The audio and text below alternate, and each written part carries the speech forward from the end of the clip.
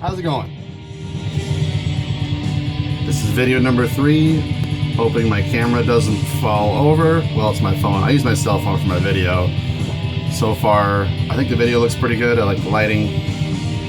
I like the way it makes my hat look. Fuck Donald Trump. So thanks for watching. Thanks for watching the first 2 if you did. If you didn't watch the first 2, why not? So let's hop into it. I didn't get much in this week. I sound like I'm like a label or a distro or something, but I order a lot of stuff. Once or twice a week I order a CD. I've been on a real CD kick the last few months or so. And so this is what I got in this week. This is a Norwegian band called Hinsidig. And they only did a full-length album and a demo. And this is the demo pressed on CD. Both of them are excellent.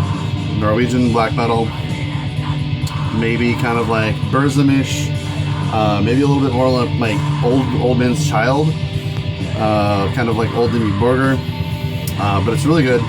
Highly recommend it. And I was able to pick this up on Discogs for like $8 or so, and I've been really wanting it. The stuff's good. You hear those clean vocals? Oh, awesome. So we're gonna be listening to Hinsidig as we go through the next stack of my collection here. And we left off in the last video with Ablaze My Sorrow, but we have one more Ablaze My Sorrow album, Anger, Hate, and Fury. Now, I'm gonna be honest, I can't even remember the difference between this one and this one. In my head, they're pretty much just lumped together. So I should maybe stop being an asshole and maybe listen to them since I have them. I don't remember where I picked it up. So this is going to be maybe an ongoing theme in my collection that you'll notice is that I have stuff and I don't know what it's like or why I got it in the first place. But like stuff like this. Okay, this is an Abominant. This is a death metal band from Georgia as far as I know. Really just meat and potatoes, nothing special. But I picked it up because I tend to collect stuff on Wild Rags. I just think a lot of their stuff is kind of neat, early 90s stuff. But as far as I remember, the stuff is just generic, forgettable. But you know, if I find something like this that's $5-6 used at a store, say I'm in Chicago or Minneapolis or something, I'll usually pick it up just to see what it's like and have it in my collection, just in case, maybe a couple years down the road I need to hawk it for 20 or 30 bucks. I like to think that I could do that and make some money on some stuff. Or like, say I make a new friend and they're like, dude, I love Abominant, I'm looking for this record, and then I'm like, you can have it. So here's the next one. It's Abominator, Damnation's Prophecy. This will probably fall in line with the same ethos or the reason I bought the last one. It's on Necropolis. I remember seeing a lot of ads for this band kind of like in the second phase of Necropolis back in the late 90s, where the Dawns and the Arcanums and stuff were kind of starting to not be as productive as they were early on, and so I thought I would check this out. From what I remember, it's just fairly generic. It's actually an Australian band, I think. Thrashy black metal. It's been a long time since I put this on, so couldn't tell you what it's like, but I'm sure it's evil, nasty, thrashy, satanic black metal. Next we have Abruptum's Fire Walk With Us. Now, I think my buddy Wayne sent this to me in a giant box of trash many years ago. My buddy Wayne now plays in a killer band called Golgotha. They just put out their debut on Dark Descent last year, and it rules, and they have an album coming out in July that is gonna fucking slay. So check out Golgotha if you can.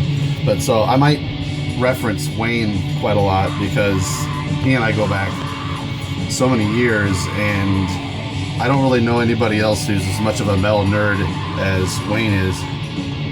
And we've just shared stuff throughout the years so much. But anyway, so he sent me this, I think, as just like a trash freebie or something. He might have gotten it as a promo, but it's just like cyber black metal. It's got the singer from Mayhem on it.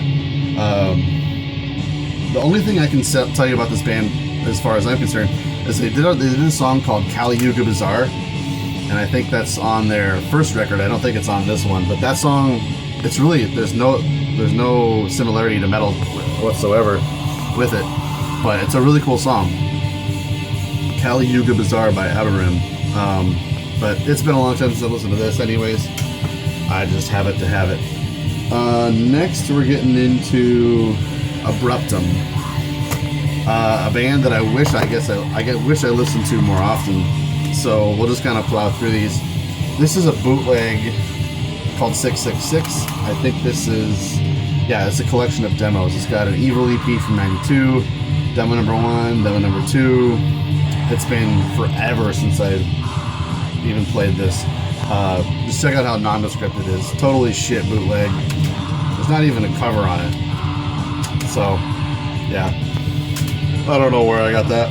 But it falls in line with the rest of Abruptum's artwork, because this is another one of the records that has zero information on the outside of it or on the inside of it. That's not good. This might be on Death Like Silence from what I remember. But anyway, you finally get to the inside. This is the Obscuritatum ad voco amplicatire me record. This is kind of a cool band. It's something that I guess has lost its charm over time, with people being able to accrue equipment to make stuff a lot more atmospheric, whereas this stuff I think was a little more less relying on technicality to be evil and nasty, and like ritualistic and atmospheric. But I think that's kind of rare. So it's a good thing that I dropped it on my fucking keyboard.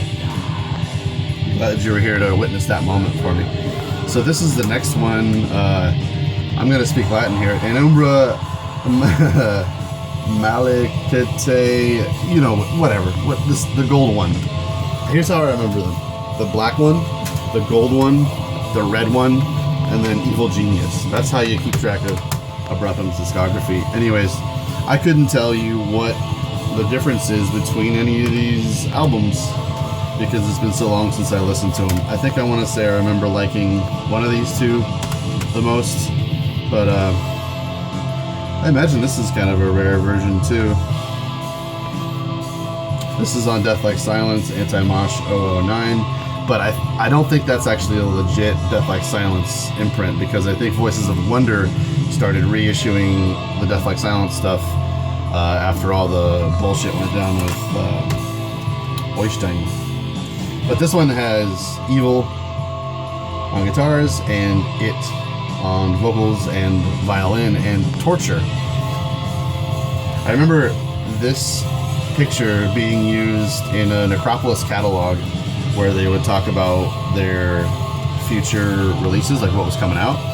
And that picture was used to talk about a demo that was coming out from a band called Raugzauga, which was a side project of Evil. And as far as I know, that never came out, and I was always really curious to know what that was going to be about. So if anybody knows anything about Raugzauga, I'd like to hear it if it's out there somewhere. The next one I've got is the one that Full Moon put out, Evil Genius. No, this is Visonis Vetus Nigre Malicectus. As you know, with Full Moon stuff, they're real minimal on their packaging. This album is dedicated to Evil, who could not participate on the recording because he was stealing bread from old ladies. This is Evil Genius, and so Hellspawn put this out.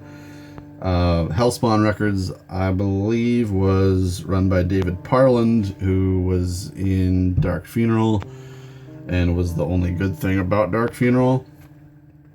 Actually, I listened to the new Dark Funeral record a couple of times in the last week or two, and as much as I usually don't give a shit about Dark Funeral, their new record is pretty cool. I would definitely recommend checking it out if that's up your alley. I bet if you're a Dark Funeral fan already, you're gonna love the new album.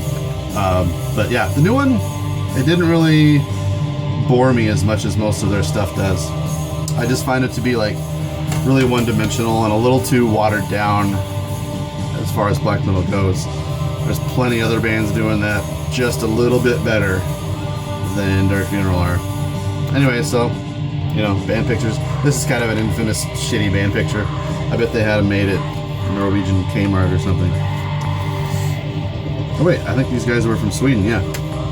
Anyway, so this is the second release on Hellspawn. I don't think he managed to get very many albums out. Probably just after David Parlin quit Dark Funeral, I think he started a band. I can't remember what it was called, Infernal or something like that. So next we have, let's see, I'm going to try and do this in chronological order. I'm missing a few records in this band's discography, but they're one of my favorite bands, Absu. This is the third Storm of the Slathrall. So I got the Osmos version of this, really cool. I picked this up from my buddy Chris, who isn't interested in metal anymore. I wish I could scrape up the rest of his collection and rescue it from the garbage in case, if I could ever get a hold of that fucker. So that's a cool album. I don't have the Barathrum Vitriol, and I think there's another record that I'm missing from their discography. But my entry point to Absu was Terra.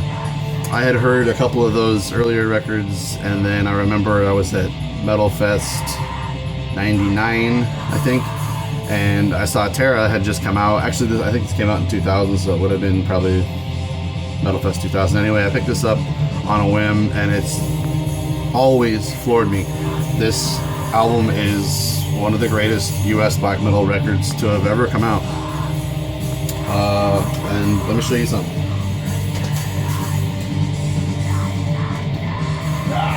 Popping to my records here. I've also got the 4 LP box set that I bought from Ekwa Manthorn. You gotta pick this up. I think he was selling these for $50 shipped not too long ago. So it has a double LP version of the record on its own, and then it has a rehearsal version of the whole album on here. Also a double LP. Stickers, and I thought there was a poster in there somewhere. There might be.